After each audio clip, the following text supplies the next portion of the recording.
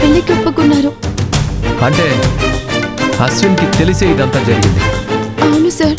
మరి ఇప్పుడు ఎందుకు అశ్విన్కి తెలియకుండా నీకు నువ్వే సొంత నిర్ణయాలు తీసుకుంటున్నావు? పరిస్థితులు సార్. అదేంటో చెప్తే అశ్విన్తో పాటు నేను, నాతో పాటు అందరం నిన్ను, నీ మనసుని అర్థం చేసుకుంటాం కదా. నా మనసు తప్ప నీకందరి మనసులో అర్థమవుతుంది మహేష్. సార్, కుట్టాల్సిన మెటీరియల్స్ చాలా ఉన్నాయి సార్. కంపెనీ ఓనర్ గారికి లేని బాధ నీకేంటి? అదే కదా. నిన్ను కరుణాకర్ గారు తిడితే కానీ. ఆనంది ప్లీజ్, టాపిక్ డైవర్ట్ చేయి. ఇప్పుడు నేనేమి చెప్పలేని స్థితిలో ఉన్నానని ఎన్నిసార్లు చెప్పాలి సార్? Shut up Anandi.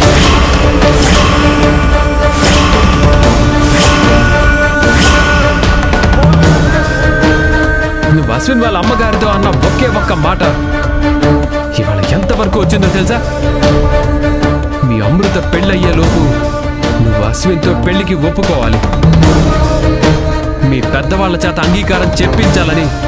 అలా జరగకపోతే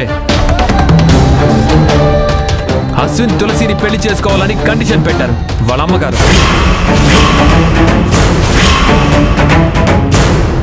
ఇంతకు ముందులాగా మాట చెప్పి ఊరుకోలేదు. అశ్విన్ తులసిల చేత ప్రామిస్ చేయించుకున్నారు.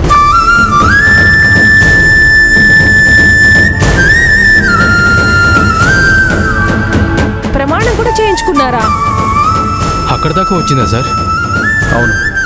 ఎలా అయితే ఏంటి సార్? అశ్విన్కి మంచి జరగాలి అన్న నా కోరిక నెరవేరుతోంది. దట్ మీన్స్ మీ అక్క పెళ్ళైన తర్వాత కూడా మీ ప్రేమ గురించి, పెళ్లి చేసుకోవాలనుకుంటున్న దాని గురించి నువ్వు మీ పేరెంట్స్తో చెప్పవు.